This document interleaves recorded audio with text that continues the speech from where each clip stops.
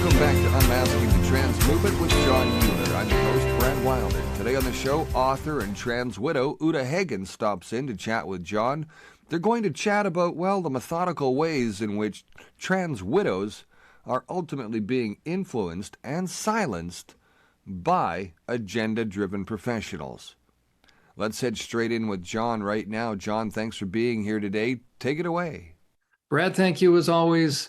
We do have back in studio, as it were, Uta Hagen. She is now a repeat guest because her story is not only so compelling, but it's so relevant with what's going on, because this is really where we see the fallout of the trans deception, the trans movement, right? They want to focus on all sorts of issues dealing with men in drag, what's going on in schools. We cover all of that. But the one thing they don't want to cover, those that are advocating and pushing this grand ruse, is the actual fallout in terms of real lives and real life.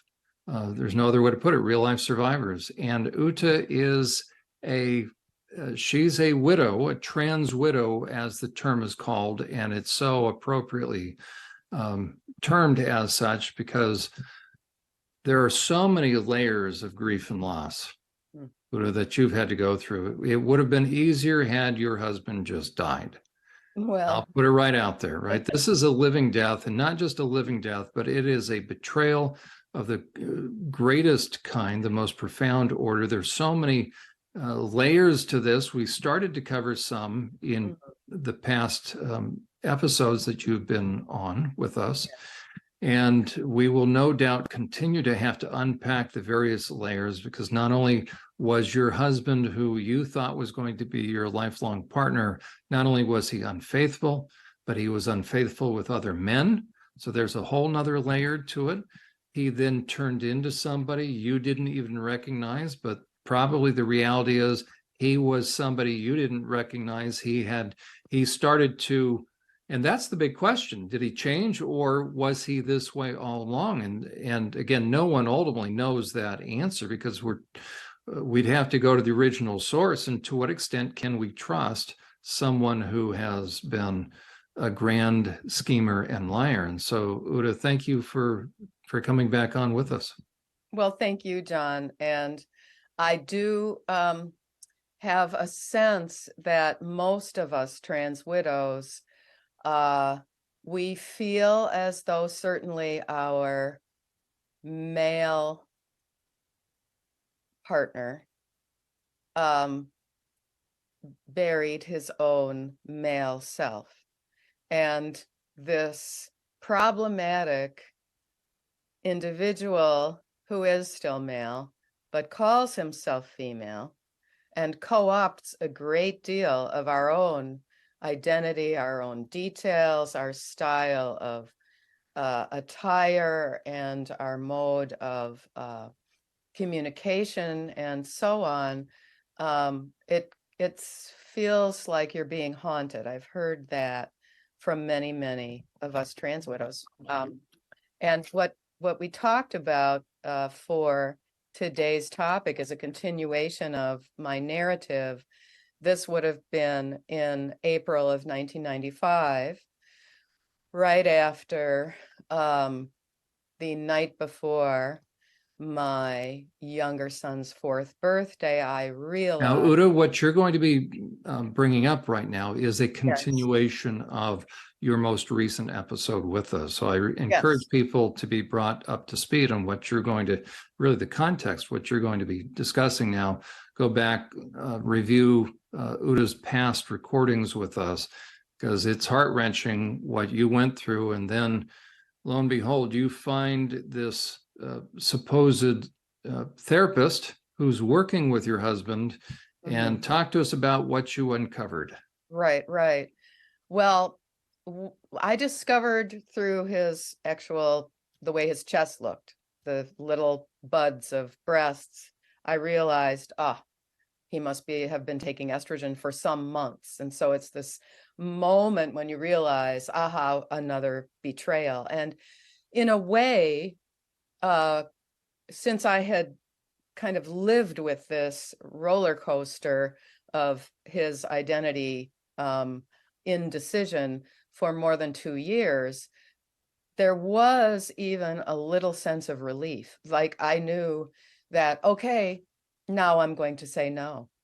Now we have gone beyond what I will consider tolerating. And I had previously told him, if you do this again, if you have this secret life again, then that's the end for us. I had been very matter of fact about that. So nevertheless, after that night and after that little birthday party where I walk around kind of in shock, but pasting a smile on my face as we decorated our cupcakes, then the next week or two, when he was coming home from work, he was, after the children went to bed, he would start to work on me and say, but we don't have to get divorced. That's why I chose to go to Ruth and Dr. Connie, because they are specialists in helping the families to stay together.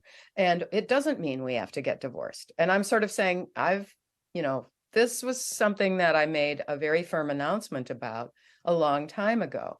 And he was being really quite irrational and immature for I think he was about 36, and he has 3 Ivy League, master's degree type degrees and stuff. And I did feel like I'm really now dealing with this new person. I don't know him. This is someone who has, well, first of all, he's on estrogen, right? He's a man on estrogen. And I think it's affecting his thinking. Clearly, the path that he is on, which I know that he described as, I'm on the Blanchard protocols.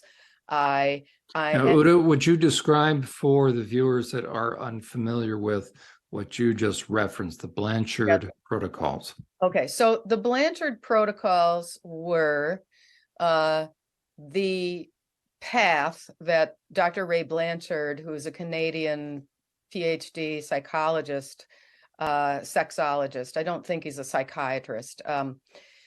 He had a whole program where he supervised men like Nettie.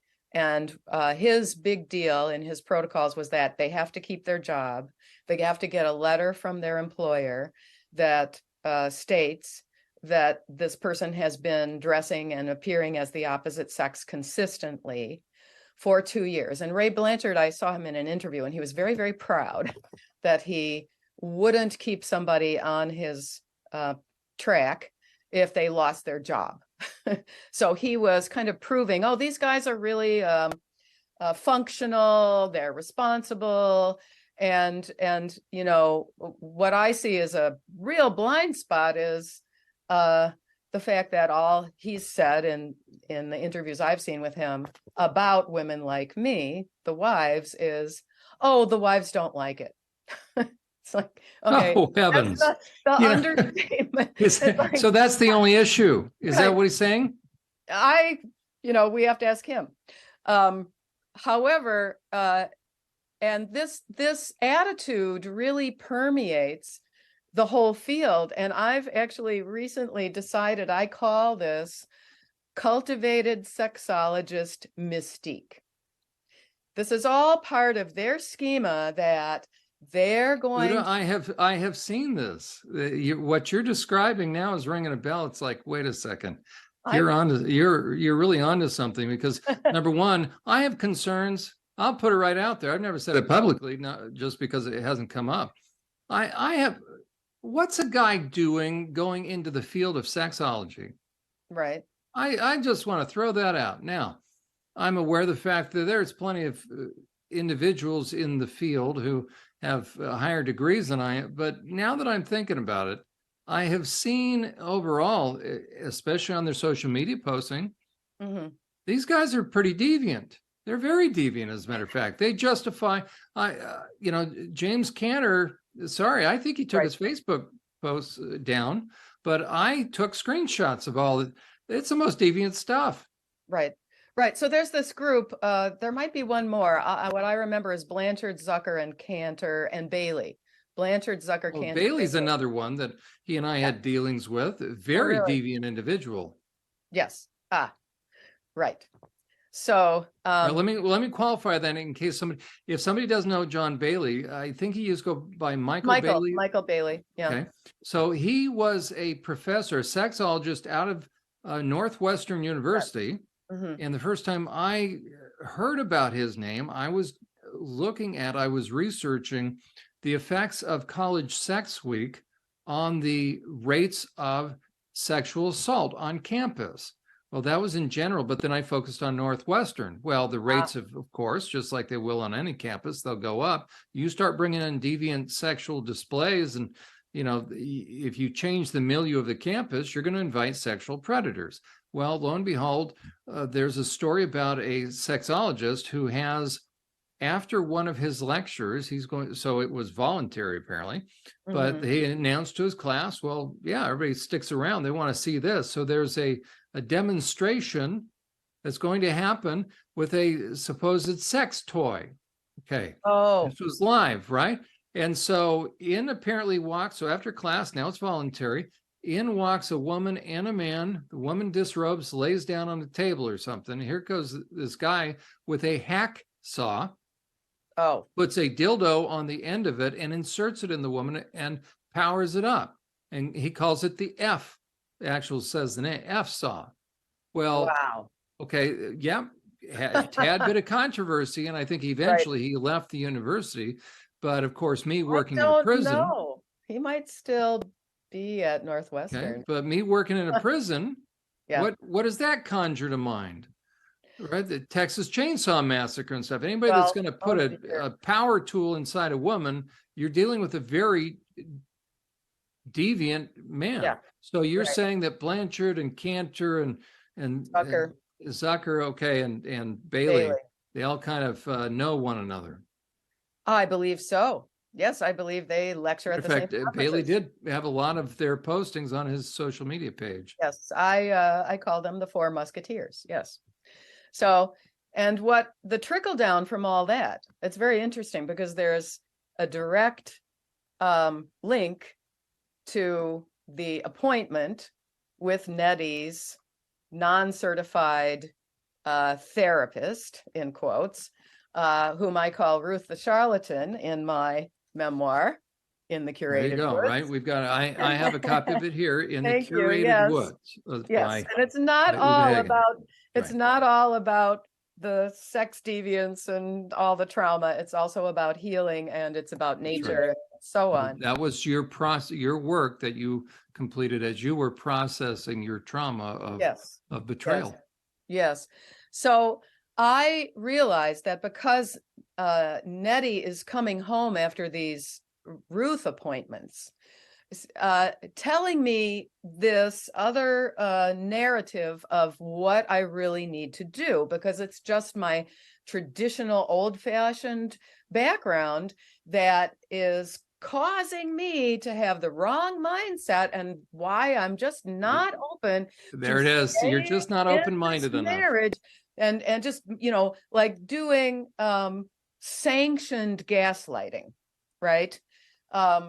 Sanctioned telling me a narrative that is completely false of what I must be thinking, and I'm just this regular woman. I was always pretty in touch with my body, had done dance and lots of athletic things since I was 14.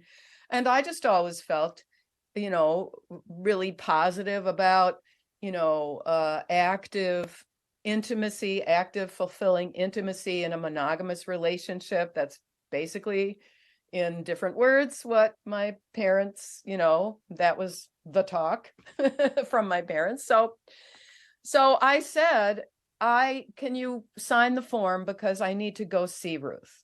Okay. I need to go see, I call her Ruth the Charlatan. I did find out her looked up my records and I found out her last name, but I have a feeling she might be dead by now, because I did try to find her, see if she's still in practice. But I think judging by how old she seemed then, she's probably no longer with us or in a nursing home or something like that. But so I call her Ruth the Charlatan, and as if her middle name was the with a capital T. So I go in to this studio, rather well-appointed studio just northeast of Grand Central Station, just conveniently for all those suburban men like Nettie who might need to go have an appointment with her after they've done a little bit of cross-dressing and then quick zip out back out to the suburbs or whatever on the train. Uta, remind for the viewers that may have forgotten, Ruth the Charlatan was married to who? Oh, I believe, well, she was married to a doctor and it might have been an endocrinologist. So I think that they kind of had this joint, convenient little enterprise of her recruiting men like my husband who have lots of confusion and who, might have, as in the case of my ex-husband, might have had childhood experiences of physical abuse, which Nettie did have from his father, rather extreme, or, sexual abuse or neglect or, abandonment, all those grief, all those factors, which the detransitioners are telling us wasn't dealt with. But so let me proceed, because we can always go off on tangents. But let me proceed with my famous 50 minutes with Ruth. And I had to go buy an outfit to wear because my clothes were so ratty that I was embarrassed. And I had to, I remember I figured out, an inexpensive dress and a jacket. And I know it was in April of 1995. So, she's got these little dogs and she's got the incense burning, and it's this very, it's got an atmosphere, this place of hers. And she asks me if I want to have one of the little dogs on my lap. And I'm sort of like, no, I'm sorry, I have allergies. And I'm just really here so that, you aren't talking about me with Nettie, because I have this feeling that Nettie is telling you wishful thinking about me. And I really want you to hear it from, let's say, the horse's mouth. Okay. Like I'm just plain Jane, the girl next door. I think I said that to her, literally. And the thing is, she didn't really start off the way a normal therapist would start off, in my experience, which is that this must be really devastating for you. How are you doing? She launched into a presentation which seemed unusually well rehearsed, and it seemed like on the Bob Barker game show stage that she was showing me doors number 1 through 5 on, that she just wanted me to agree to try this out. Don't reject him. Don't, just give this a try. People are staying together, and it all kind of dovetails with the Oprah Winfrey shows. She had some of these people on. And so basically these men with their confused sexual identities were clickbait for everybody, right? And right? people need to understand right now, because you've highlighted a point that's really important, because people will attempt to assert that those that are trying to work with kids that are confused are foisting their values upon someone. A therapist is to be values neutral. We're not there to craft someone in our image. We're there to help someone figure out their own values, as well as to empathize with someone. If we have an agenda, so if a therapist has an agenda, they are not fulfilling the basic responsibility of a therapist. And what you're saying is, you came into this therapist and it seems like she had both a script, and therefore she had an agenda for you. Yes. So door number 1 was, you're going to stay. And very much going back to that weird, bizarre Michael Bailey lecture incident, she tells me with a sly look on her face, Well, there are things that the wives do. Just let me tell you about the wives who are staying, because there are a lot more who are staying, and there's somebody over in Queens, and I could put you in touch with her. And there's just a few little, spicy things that you might watch, and little, she didn't call them sex toys, things. You can get things. There are these things that you can get that will help you, because, these couples who stay together, they just are trying out different things in their intimate relationship. So she was trying to persuade you in Yes. terms of your Absolutely. own moral values. Yes. And I said to her, this is why I have to be here, Ruth, because I have to explain to you that I was a serious dancer from the age of 14 until 28. And I have a BFA in dance, and I had to quit because of injuries, but I took ballet and modern dance and several other dance forms very seriously.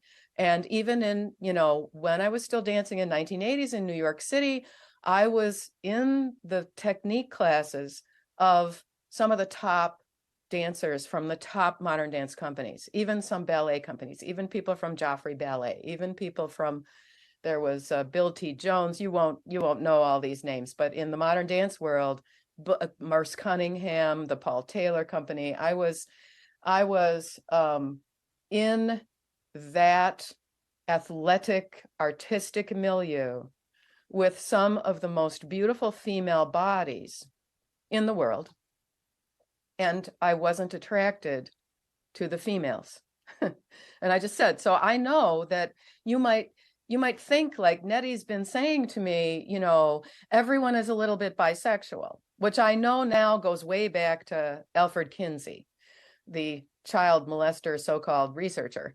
But so she, although she herself appears to be married to a male doctor and appears to, be a heterosexual woman, she kind of was implying that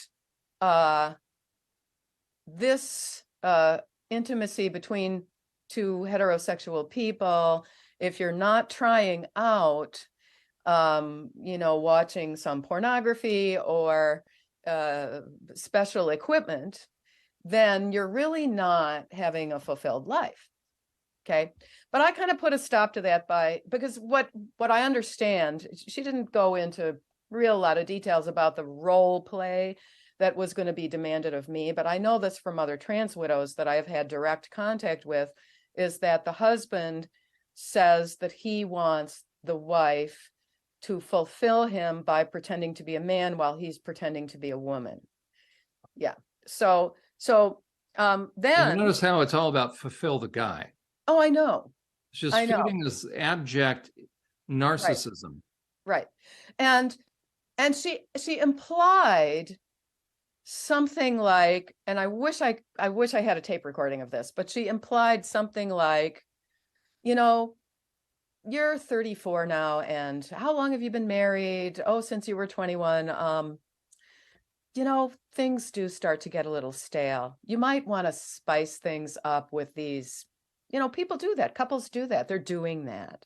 And I have this other wife who's staying, who she said, she's willing to join me in my recruiting of you if you want help with this. And I was just like, I there was a part of me that really wanted to wring her neck and hang her by her heels out of the fancy casement window. But no, I don't wish violence on any of these people. I just think that they need to be exposed. And I think that their crazy ideas need to be, discussed realistically, right? Because I find that whole idea demeaning. I find that completely demeaning. I don't have any problems talking about sex. I really don't. I read this book called Our Bodies and Ourselves when I was 18, and I was a natural girl and stuff like that. I can talk, quite clinically. I used to read some of Dr. Ruth and stuff, but the pornography thing, because I know about being in touch with my body and stuff, I've always thought pornography is really quite vile, and typically is coercing, it's coercive, it's exploitative. That's how I feel about it. It's the same as prostitution as Right. far as I'm concerned. And so, that balloon that she tried to float out there kind of sank. The next balloon was that a lot of people are trying out open marriage. And Nettie is willing. She's triangulating here. Nettie's willing. He's Nettie's willing to be Nettie's unfaithful. willing. And it's like, and That's big of the him. thought bubble above my head is, okay, because Ruth, he's already been practicing open marriage, Right. Okay.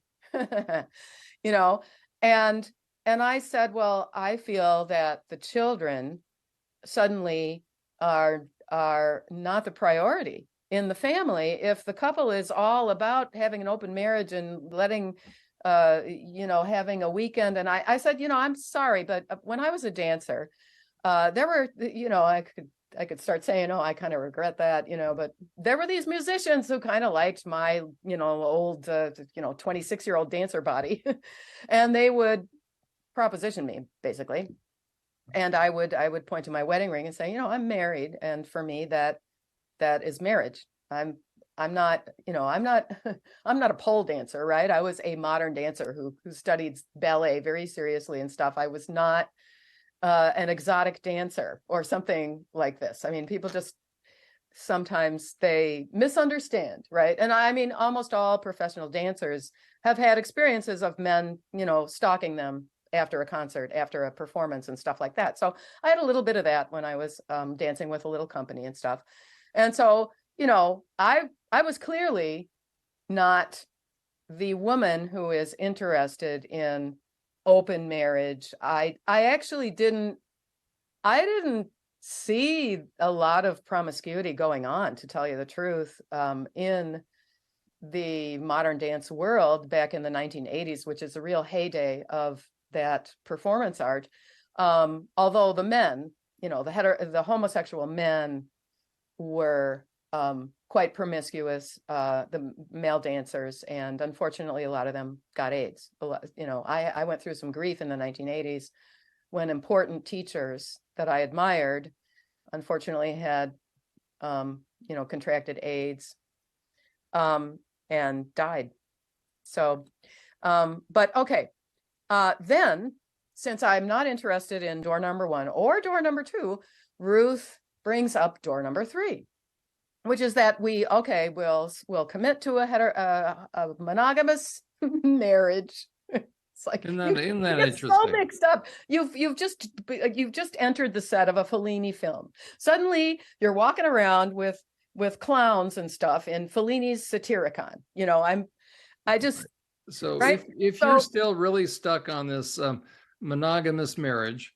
Yeah, right. Yeah, you're so old-fashioned. And at the end of the session, she called me traditional and spunky.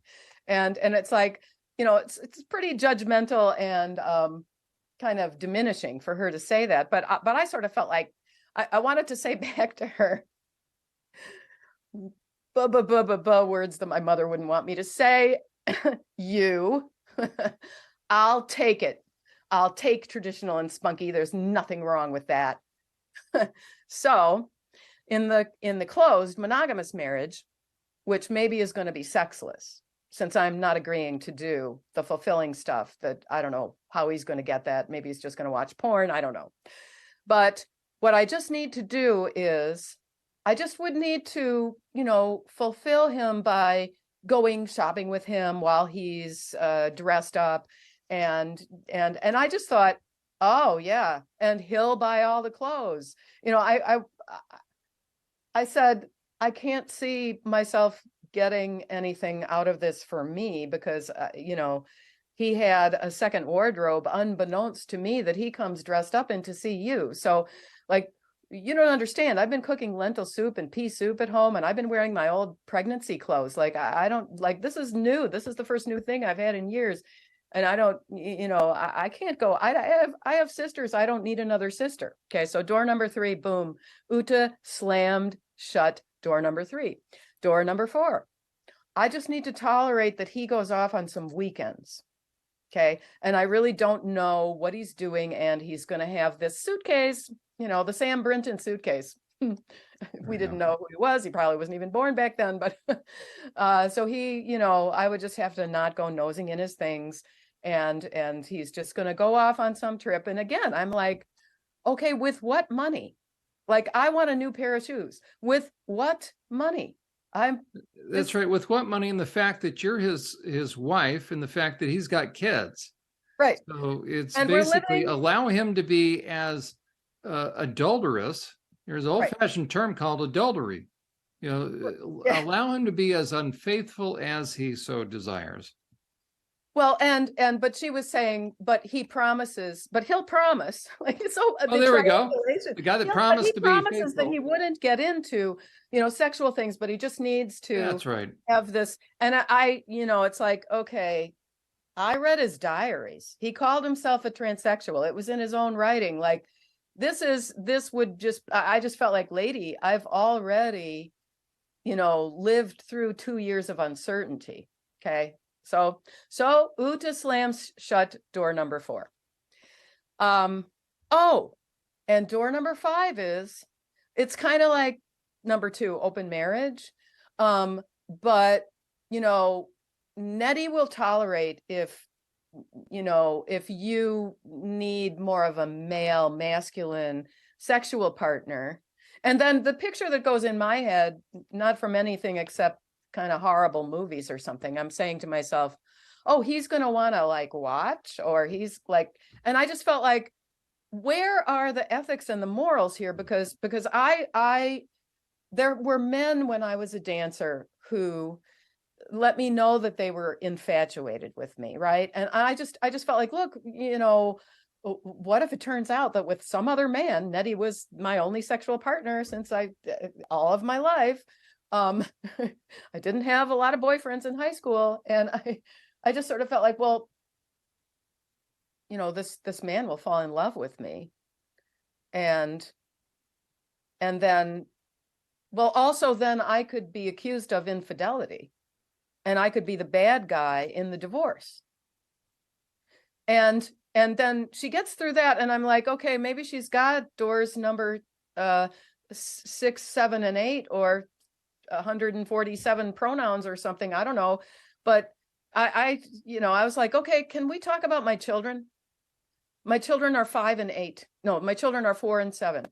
And, they don't know anything about this, but they know we went away for a while, and then I came back, and they know that I'm not quite myself all the time. I don't know if they know that I sometimes disappear into the shower and try to cry silently. I don't think my children know that, because I'm trying to hide the extreme stress that I'm under. I mean, clearly I can talk about this now, 30 years later, with a certain sense of humor and stuff, because if you don't see the humor in it, then I think you're lost. You've got to get out of there while you still have your sense of humor. And there was a person that I consulted actually at the beginning of this stuff in 1992, who was a PhD psychologist working at the Gay and Lesbian Resource Center on 13th Street in Manhattan. And at that time, the T and the Q hadn't come into that center and taken over. And I just, I went to find out information and stuff, and she was a pretty savvy lesbian, PhD psychologist. And she said, these guys are very narcissistic. He's going to try to take over your life. They come into these lesbian groups and they take over. We're really sick of them. This is 1992 that she's saying this. This is very interesting. I mean, so, I don't know. I think she must have gotten silenced, because these men who somehow managed to have their careers. Nettie's very successful. Claimed later that he lost his job, but he didn't. He tried to start his own company. All that. I mean, it's so out of whack and so off balance. So, and this I know from the trans widows that I am currently in touch with through my Uta Hagen YouTube channel and my WordPress blog, utahagengrasswidow.wordpress.com. I know that these very same warped and concocted odd sexual scenarios are being suggested. And I think it's even more so because, at the time in the early 1990s, we didn't have like a home computer or something like that. So I really have no idea about, exposure to pornography that my husband had. I don't know. He certainly could have been getting print porn sent to a post office box or his work address or something. But I feel on one level, though, that from what I know now from gay men who have described what goes on in the gay bars, where it's very strong culturally, very heavy duty homosexual male culture. I am aware that the gay bars that Nettie was going to in drag, that, the men are, it's like a sex club kind of. They're walking That's around exactly what it is. without pants on. The women's room isn't open to any woman who wanders in needing to use the toilet. It's a scene, right? And like I said, I have had wonderful gay people in my life. I don't ask about their personal lives. Professionally, I've known, many gay men. I don't think all of them want to be promiscuous. I think there are monogamous relationships, certainly between lesbian women and gay men. However, there is a culture in the gay milieu that is very out there, very open, very raw. An old lady like me who is so spunky and traditional is going to say it's pretty oversexed. I think it's oversexed. Well, I would go so far as to say if you're urinating on each other, they call them golden showers. If you do all sorts of defecating and other multiple partners per night, that's a deviant lifestyle in that, right. Those that are going into that. So, Uta, I'm aware of the time. Yes. Would you be willing to stay with us and we'll pick up this point in Yes. part 2 of this episode? Absolutely. Because there's a lot more we need to get into, especially you highlighting how that really the field of psychology that is available to unfaithful men, Yes. right, that are wanting to find justification for leaving their spouses and their families, that Right. there's the whole thing is warped in terms of it is the wives. You've already described it, but there's probably more we need to look at. The pressure the wives are being given or placed upon them. And then, as you just started to indicate, there is no thought for the kids. There's no thought for the repercussions and the fallout. So I want to get into that. You have lived that. And I think that'll be very important for people to know, for people to, because the narrative has been painted that these are sensitive guys that are just misunderstood and they're trying to find themselves and they're coming into their own true inner person. Instead of painting them as unfaithful, the unfaithful men that they are, that they've walked out on their wives, they expect their wives to sit there and tolerate infidelity. They have abandoned and abdicated what they promised. Yes. And that is what needs to be corrected as far as the false narrative. These are not victims, these are victimizers. Yes, unfortunately. Right, because they do not care about, if they care, then they would work on themselves in such a way that they would maintain and fulfill their promises. But no, they have to do them. They have to be true to themselves, forget anybody else, and it leaves then injured and lifelong injuries in their wake, leaves the injured parties, which are the spouses and the kids. So Udo, thank you. And we will be back on the second part to go in even more in depth into the fallout of what happens when these men decide to be as selfish as they are. And Thank you. Brad, thank you as always. Thanks, John. There is lots more to come as Uta Hagen, trans widow and author, has more to her story. This is Unmasking the Trans Movement with John Euler. I'm your host, Brad Wilder. Thanks for being here, everybody. Remember, you can find us on BitChute.